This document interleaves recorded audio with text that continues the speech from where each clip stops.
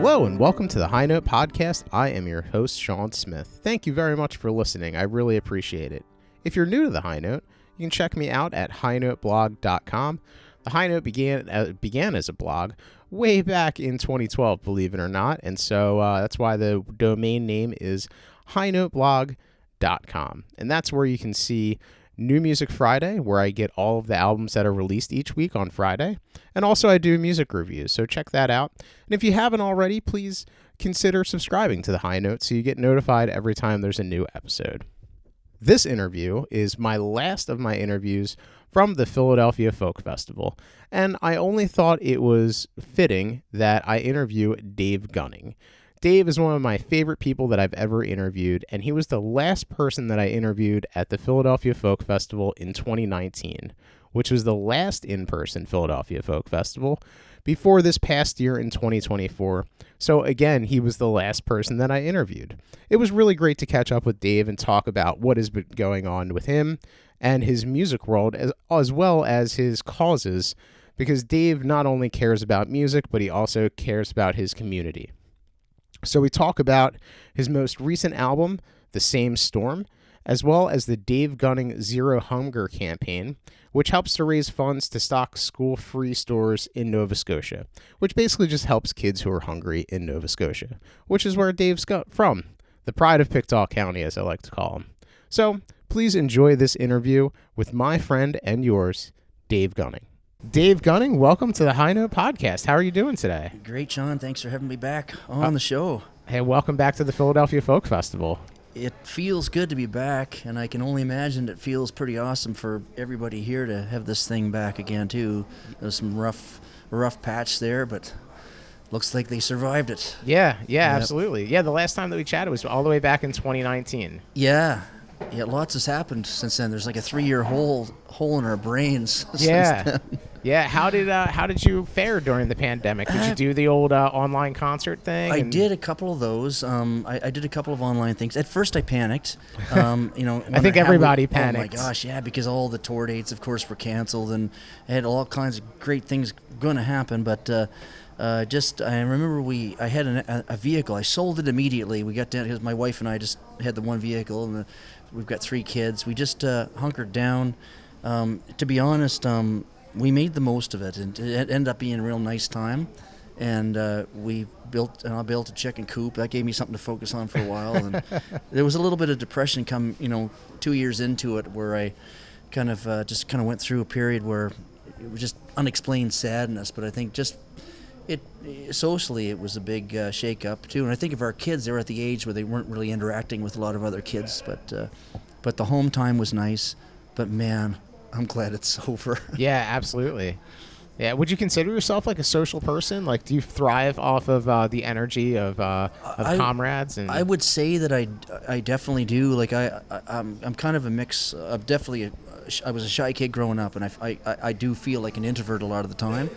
But at these festivals, this is where you find your like-minded people, where you fit in. And maybe in school I kind of was more of a wallflower, hanging out with the quiet kids or the kids out back smoking or whatever. But at a festival, it's like an episode of the Muppet Show. Everybody's like, wow, they're just like me. Now, and you flew in directly for this festival, right? Yeah. We were in Alberta. I was at the Edmonton Folk Festival last week. So flew in for this, a direct flight from Halifax, which is really nice. Nice. And so I'll head back on Monday, and then I play a show next week in Nova Scotia near my hometown, and then I'm off to Denmark to do 6 shows. I think I'm going to be over there for 10 days. So wow. So that'll be a big trip there. Have you been there before? This will be my 3rd trip there, but this will be only my first time playing shows that aren't part of a festival. Usually I go over and play the Tuner Festival. And there was a fellow that saw me play there a couple of years ago, and he spoke to me afterwards. And he has a little booking agency there, and he books 4 tours a year, and he booked me a little run of dates. So, pretty grateful. That's great. Yeah. Do you think that the festival scene has changed since before the pandemic? Since this is the first time that I've seen you since that was August of 2019, and then the pandemic was in the spring of 2020. So since 2019, do you think the festival scene has changed now that because it's really kind of kicked off again? I feel like in the last year or so. I feel like, I don't know if it's my imagination or not, but I feel like the festivals that I've gone to so far this summer, there seems to be just fresh blood in attendance now, and more young people coming to the festivals now, and I'm not sure why that is, but it's a good sign. I think that because we need that. Obviously, you need young people coming to these festivals to keep them going, Yeah, and to keep the excitement going, and it seems to be the case. When I look around, I'm seeing, wow, there's a lot of young people here this year, and I think in some ways probably they're trying to get their wings under them again too. The festivals, it's probably not real easy to kind of restart, but it's looking good. Yeah. This festival in particular. Have you had a chance to walk around a little bit? I think you just got here, right? A little bit. I've been here for 2 or 3 hours and walking around a little bit, and I haven't gone into the campground yet, into the woods there. But I might make my way there. That's a whole other world. It is, yeah. It's like all kinds of fairies and hobbits and things dancing around, and wizards back there. They're all good witches. Yeah, that's right. Yeah, they cast a good spell. Good spell. And we're actually talking right before your set with JP Cormier, right upstairs. We're right below the main stage here. That's right. So tomorrow night we're here at 5:45. Okay. Yeah. Amazing. Yeah. Oh, that's right. In a little bit, you're playing over on the craft stage. The craft stage in about an hour, I think. Yeah. Yeah. Who are you playing with? Chris Matthews is part of it. And Perfect. I didn't see who else is playing there, but I know she's playing there, and I love her. Yeah, she's a past podcast guest too. Fantastic. I discovered her at the Kerrville Folk Festival a few years ago. We were riding in the shuttle together, and I thought, wow, what a sweet person this is, and so smart, and I hope she's good because I really like her as a person. I saw her show. I was blown away, and that's around the time that we were, fighting a really dirty bleachcraft pulp mill in my hometown, and she was singing all these great songs that kind of tied into that. And I found her show quite powerful. And so I'm looking forward to being on the stage with her today. Yeah, and how did you hook up with JP Cormier? JP and I met back in the 90s. I had a pub band back then with a fiddle player, and the fiddle player canceled the night before a show. And JP had just moved back from Nashville, and he hadn't been playing out around too much locally at home, but he was back in Chetty Camp, I guess, in Cape Breton, and I phoned him, and he took the gig and filled in played fiddle with my band, and I was blown away by how good this guy was. And he played the guitar and sang harmonies that night. And then about a year or so later, he played on my record, one of my first recordings, and then he did a recording called Another Morning, and I went out as his special guest on that tour. We traveled together. And then that fall, his bass player quit 2 weeks before the tour, so I took the gig as his bass player for his first cross-Canada tour. But we've been working together on and off in different forms over the years, and at one point his marriage had split up, and he moved to Pictou County to be close to me. It was only like 15 minutes from my house, so he was coming over every night, and we were hanging out, and he thought, since we're hanging out, maybe we should be productive too. And we started writing and recording one song per night. Oh, cool. And then just like, okay, well, we had an album quickly, and then we started touring it together as Gunning Cormier. So, wow, that's great. It's fun. Now, are fiddle players and bass players typically unreliable? Is this some insight that I don't know about? Seems to be a bit of a theme there. I don't know, but they're really in demand. Yeah, but I don't know. I think JP and I have been through everything together, like over the years, traveling together since the mid-90s, and we're best friends. I love getting to travel with him and getting to work with him, and he's so talented, and I can't wait for you guys to meet. Oh yeah, absolutely, me too. Yeah. Now, is it different when you're playing, instead of playing solo, playing with another person up on stage at a festival? Yeah, and the challenge, for JP and I, JP plays every stringed instrument pretty well. But when we do our Gunning Cormier show together, it's just 2 guitars and 2 vocals, 2 acoustic guitars, 2 vocals. So I sort of try to play some bass parts every now and then. I try to free up the middle for him. He does a lot of picking and things too. But the goal is always to try to blend our guitars together and to blend the vocals together. And it's we've really focused on kind of coming together to create something that's not necessarily me or him, but it's kind of an us thing, and it's pretty cool. Yeah. Do you have any inspirations for a duo that are different from like your solo inspirations as a singer-songwriter? Yeah, I mean, it changes how we write songs, because we're writing songs with the duo show in mind. So, and if we pick cover tunes, we're choosing songs that could work together with the 2 of us. So we actually don't really do any of our own material in the show. It's we have our own Gunning Cormier show that's entirely different than Dave Gunning or JP Cormier. Wow. Yeah. That's awesome. Yeah. That's awesome. And you had an album come out in the past year or so, right? Yeah, I had probably a couple since I've been here. No, Up Against the Sky had just come out when I was here. Yes. And The Same Storm came out just during the pandemic, and I wrote The Same Storm just basically the whole COVID thing. People said, well, we're all in the same boat, but it's like, oh no, we're kind of all in our own we're all in our own separate boats, but we're all in the same storm, So I kind of inspired the song. So I wrote sort of a happy, upbeat song about some of the good things that we experienced at home during the whole lockdown thing. But anyway, yeah, The Same Storm is my latest record, and songs that I wrote kind of while we were home. That's great. Yeah, and you said you're working on an album? I'm writing right now. I produced a lot of records for other people in the last couple of years. I said yes to too many people, and so I'd be traveling. I'd be on the road for 3 weeks or something. I'd come home and have to work every day in the studio, and it's just a lot of deadlines for people. They had to get their records out by certain dates. Managed to get everything done on time, and I'm proud of the records that I got to work on. But I'm going to start saying no now for a couple of years and try to free myself up to get back at focusing on writing and recording, songs that I'm working on. So that's what I'm excited about right now, is just to kind of get back at creating and writing. And there's lots of stories and things that I've heard over the while that I want to kind of get at. Yeah, absolutely. Yeah, and probably your European tour will maybe influence you as well. Do you find you get inspiration when you're on tour? Oh yeah, the people you meet, and the stories you hear, and just everybody's lives, and everybody's kind of going through this journey, and obviously I love hearing about the stories from people, and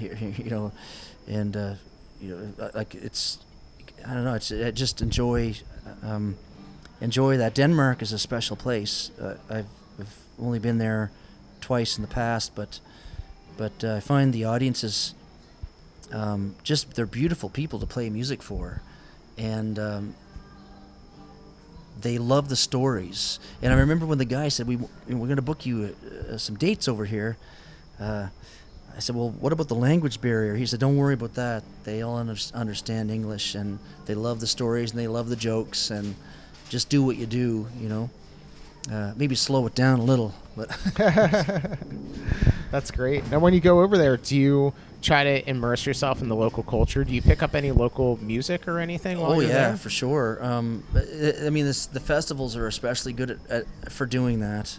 But I'm hoping on days off I'll be traveling with some people that will know a lot of the local musicians, and there's some incredible fiddlers from over there, and a great folk music scene over there. So yeah, I'm hoping to get to see some of that. I won't have a ton of time to travel around just to be a tourist, but I will have a few days off. Yeah. That's awesome. Yeah. That's really great. Now, you had mentioned twice during this podcast bass, playing bass parts for when you're up there with JP, and also filling in for bass. I didn't know that you played bass. How many instruments do you play? Well, I play lots of different instruments when I'm producing records. Like I'll play banjo or mandolin or bouzouki or guitars or bass or drums or keyboards. Oh, wow. So like sometimes I'll play whatever is required for the songs that I might be helping produce, and then hire people to come in. I don't play pedal steel or Hammond or anything, but I can do simple parts on organ and simple piano things, but I otherwise hire players to do parts. But I have toured as a bass player. I play upright bass and I play electric bass, and with JP I played electric bass, and there was an artist in Canada named Stompin' Tom Connors. I played upright bass for Tom and played electric bass for JP rather, but.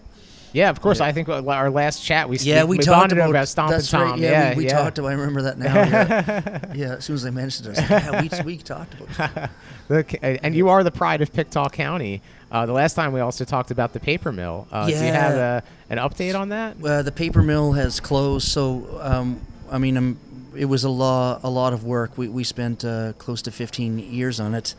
We formed a group. We became quite knowledgeable about the mill. We had a couple of pulp and paper experts on our group and 2 scientists that had worked with Environment Canada. And we attracted some corporate folks and business people from the community. My brother said, we're not going to be activists, we're going to be factivists, which is going to take a little longer, but it allowed us to gain trust from the government. So when we were meeting with them, so over a period of several years, we gained their trust, and we were able to pressure the government, which empowered them to make the right decision. And the premier, when it came down to the wire, the company, which is foreign-owned, wanted an extension to continue dumping the effluent into the middle of Boat Harbor, which is right where our only First Nations community lives. And the premier did not grant an extension to use Boat Harbor. He basically forced them to shut down. Wow. From the pressure from the community and from you. I think our group, like my role in the group, was to meet with pulp and paper experts and translate the technical information into plain speak so that people could understand it. But and we had to kind of keep their identities hidden, because some of the people on our group were actively working in the industry, and one engineer in particular said, if I talk to the media directly, I can lose my engineering certificate. So he said I need to remain anonymous, and so my role was to speak, connect with media, connect with government, set up meetings, and put things into layman's terms, and then have them reread the material to make sure that it was still accurate, scientifically accurate, after I had translated it into plain speak. Yeah. It took hours and hours and hours. It was like a full-time job. But and my brother and I kind of started the group way back, and by the end of it, we had a very large group of people that were helping out, and it empowered. I think that it helped empower the premier to make the right decision. Wow! Congratulations. Yeah. Oh gosh, yeah, it was a learning experience for sure. Yeah. Now, do you think that this process has changed or influenced your songwriting as far definitely. as being like a researcher and fact finder? Oh my gosh, it's influenced it in terms of I remember I wrote These Hands, which is one of my more well-known songs, after watching a Pete Seeger documentary, and it was right when we were in the thick of this thing, fighting it hard, and then I watched the Pete Seeger documentary, and I was like, oh my gosh, I've got nothing on that guy. He fought the good fight his entire life, and it actually brought me to tears, and I wrote the song the next morning. And there's a bunch of other songs. At the time, I wanted to. I was worried that I wasn't going to write songs because I was so busy with this issue. But I guess passion fuels creativity, and I was so passionate about this that it inspired my creativity to start writing songs. And I wrote lots of songs inspired by the issue, and some of them on the nose, some of them not really. Some of them, you can tell, oh yeah, that's definitely inspired by the issue. But I mean, it was a long battle, and my brother and I being in the thick of it, early on, the RCMP would reach out to us because they were worried about our safety, telling us not to put pictures of our kids on social media and Oh, wow. and put security cameras on your property, and just be careful. And if you notice anything out of the ordinary, please reach out to us immediately. And they gave us their cell phone numbers. They said, you can call 911, but here's our cell phone numbers because Wow. you guys are at the front of this, and we're a little bit worried, and we don't have a textbook example to go on. And I remember my brother saying, have you noticed anything out of the ordinary? He said to the police, and they said, well, Matt, the RCMP, she said, well, why you ask? And he said, well, because you called the meeting. you keep calling the meeting.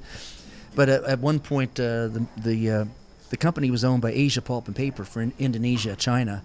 And so a big, means if you trace it back far enough, it's basically the Chinese mafia that owned the place. So, so we were a little bit worried for a while until they proposed putting the effluent pipe out into the Northumberland Strait, which was going to affect the lobster fishery. And all the lobster fishermen stood up and said, no, you're not doing that. Yeah. So all of a sudden, 3,000 lobster fishermen stood up. We figured, okay, we're okay now. Yeah. Wow, that's amazing. Yeah. That's really powerful. Yeah, and I think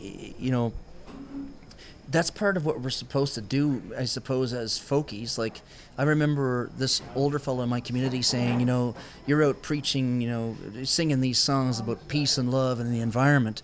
He said, make sure your own backyard's clean first, because you won't have credibility. And he said, like, our community, your neighbors, your friends and family, and the First Nations community over there are being poisoned. So you have to fight here. So I'm glad I did. Yeah. I'm glad it's over. Absolutely. Yeah, that's amazing. Yeah. Now, tell me a little bit about your songwriting process. Do you start with a idea in mind, like for lyrics, or given your producer background now, do you have a fuller arrangement in mind? I definitely, my high beams don't work that well. That I can picture a full arrangement, but I just sort of chase it any way I can get it. Yeah. Sometimes a title, sometimes a story, sometimes something on the guitar or a little bit of music or a melody. Mm-hmm. But honestly, it can happen any different number of ways, and I'll take it any way I can get it. You always think, how did I write that? I hope I can write another one someday. A friend of mine said, and maybe he heard this from somewhere else, I don't know, but Ron Hines, I remember I was at a songwriter circle with Ron, and somebody said, hey Ron, like where, how do you write your songs? And he says, I don't have a clue. He says, if I knew where good songs came from, I'd move there. Oh, that's amazing. Yeah. That's amazing. I like that a lot. Yeah. Yeah, so tell me again, you're going to be in Denmark coming up, and are you going to be touring back in Canada or the United States anytime soon that maybe my listeners could come check you out? We're going to be stateside listeners, I should say. We're going to be continuing to get to do shows here for sure in this region. I don't know offhand when we're coming back.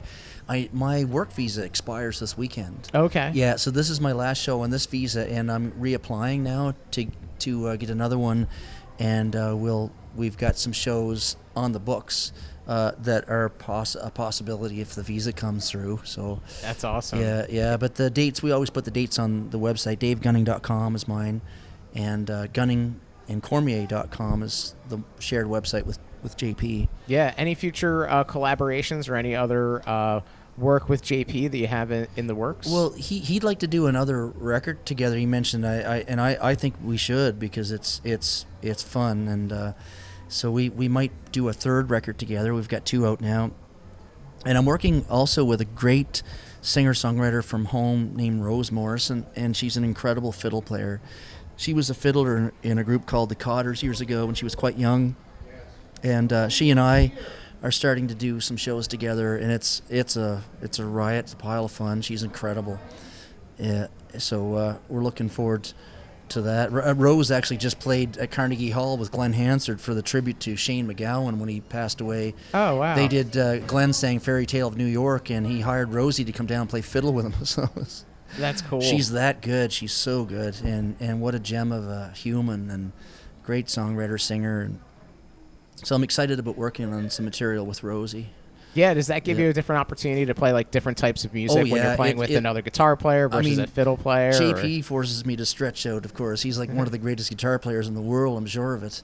And Chet Atkins was a fan of JP's. So Oh, wow. JP played banjo for Bill Monroe in the Grand Ole Opry when he Oh. was in his teens, you know. Oh, geez. Oh, yeah. Wow. He played with Waylon Jennings and Marty Stewart. So the guy is a monster musician. So he, forces me to kind of to bring it, Yeah. And Rosie forces me to bring it in a different way. Rosie and I have kind of from the same camp where we like dynamics. We like playing really softly and having those sort of fragile moments, and then these moments where it's a rush of energy and you're just giving it. Yeah. Like kind of rock and roll. Yeah. And she has that energy that forces me to bring my A game. And are you jamming? Are you improvising? Or because we are when we're playing tunes. She'll play fiddle tunes that I'm just following along the best I can. Yeah. And so that's definitely jam world. Yep. And then she'll accompany me on my songs and come up with parts. And they're not really ever the same twice kind of things. So. Yeah, that's awesome. Yeah.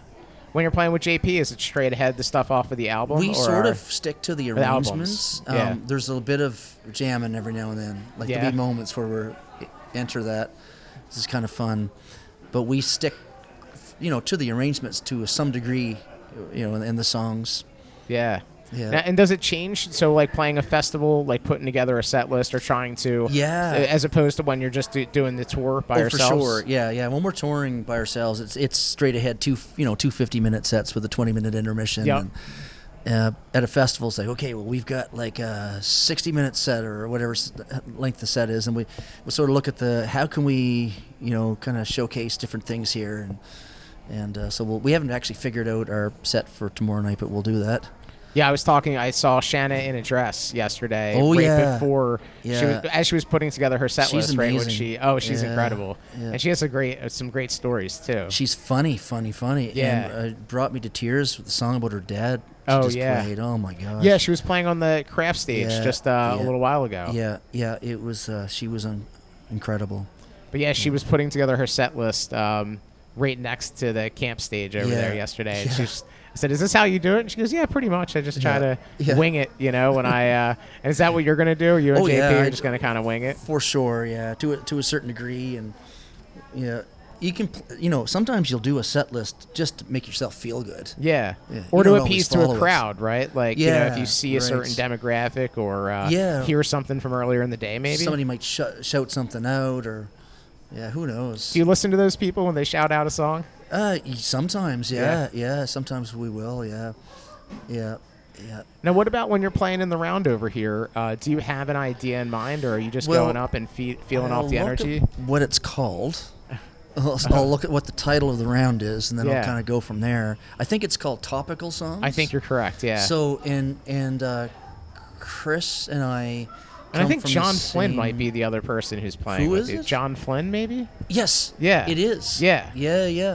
Yeah, okay, that's going to be amazing. Yeah, it's a really great lineup. That's an amazing lineup. Shit, I should go practice. Man. Yeah, that's going to be awesome. So, I guess, and those two writers, we've got lots in common, and maybe that's why we were put together on the stage, but we kind of write about social justice things, and we've got some common themes through our writing. So I would imagine that theme will kind of pop up. That's awesome. Yeah. Now, you had mentioned, I think you played with Chris Matthews, or you met Chris Matthews on the shuttle. Yeah. And you played at a festival with her. Have you ever played with John before? No. Besides here, I think he was. I think he played the Philadelphia Folk Festival in 2019. But we weren't on the same stage together, I don't think. So no, this will be the first time that I'm actually getting to meet him and be on the stage with him. That's awesome. Yeah. Do you have any favorite topical songs, or while we're on the subject? Well, I might. I don't know. I might do some of the ones that are related to the pulp mill issue. You know, and because I was so involved with that issue and so outspoken about that issue, I get asked quite often now to get involved with other issues. And, there was a proposed gold mine going to go on a beautiful river in Nova Scotia. So, I said, listen, I can't really get too deeply involved. I'd like to know if I'm backed into the corner by an industry professional. I want to be able to talk my way out of it. Yeah. And I don't know enough about that to do it, but I knew enough about the pulp mill to do that. Yeah. Well, because you did your homework. Yeah, exactly. But I did know enough about the gold mine issue to write a song. So I wrote a song for them, and they shot a video for it, and that's great. And it helped a little bit, I think, maybe. That's awesome. So maybe I'll try to dig that one out if I can remember it. Yeah. That's awesome. Yeah. Do you have any other activist causes or things that you're passionate about now that I'm trying to raise money right now. I've helped start a school program to called their little free stores in schools. But what we're doing is we're stocking shelves in schools in a discrete location, so that the teachers can one-on-one take students that they know are hungry into this area and ask them if they would like to take any food home for their family. And so it's basically a food bank, but it's distributed through the school system. Okay. And they can discreetly take the food home in backpacks or whatever, and they even have backpacks for them if they don't have one.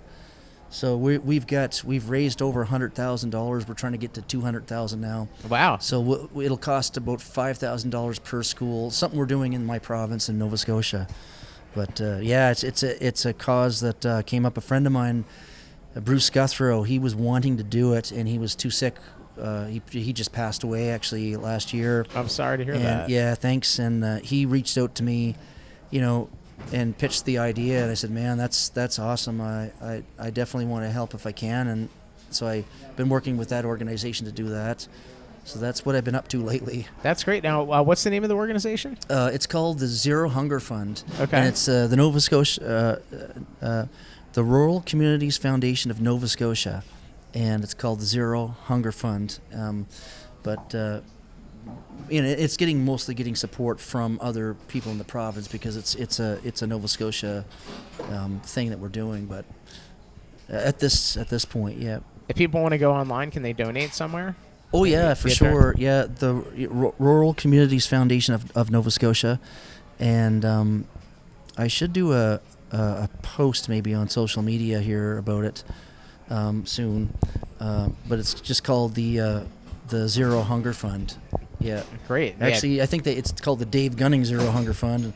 It was going to be called the Bruce Guthrow Zero Hunger Fund, and then they called it the Dave Gunning Zero Hunger Fund, which I felt a little bit weird about, but I guess that's how they direct people to it. So, well, I mean, you are the pride of Pictou County, and you are Canada's favorite son. So, oh gosh, yeah. Well, I just played my hometown actually, not just a couple of nights ago, right on the Pictou waterfront, and I've written so many songs about dead guys from Pictou over the years that I don't get hired New Year's Eve much anymore. Happy New Year! Here's another song about a dead guy from Pictou. Paying tribute to the legacies, right? Yeah, that's right. That's awesome. Yeah. Well, Dave Gunning, I know that you have a set coming up soon. Was there anything that I didn't ask that you think that I should have asked here? Oh gosh, man, I love talking to you. And I'm glad you're doing this and back at her. And yeah. Oh, thank you so much. I appreciate that. It's always great talking to you. Love you, Sean. Thanks, buddy. Love you too. The last conversation that we had was one of the favorites. I know the fans loved it too. So man. I just appreciate your time and come. Thank you for coming back to Philadelphia. Oh, I appreciate being back here. I'm not taking it for granted now. I don't think any of us are. Yeah. Yeah. Absolutely. Yeah. Thanks, buddy. Thank you, Dave.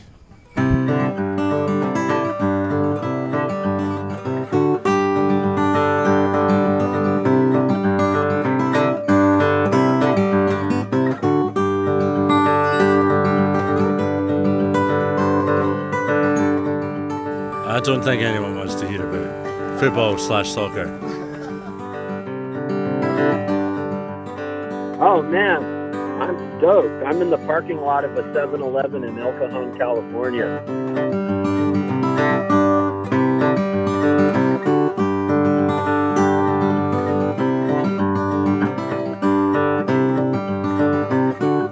Man, these are great questions. I think the answers are probably better.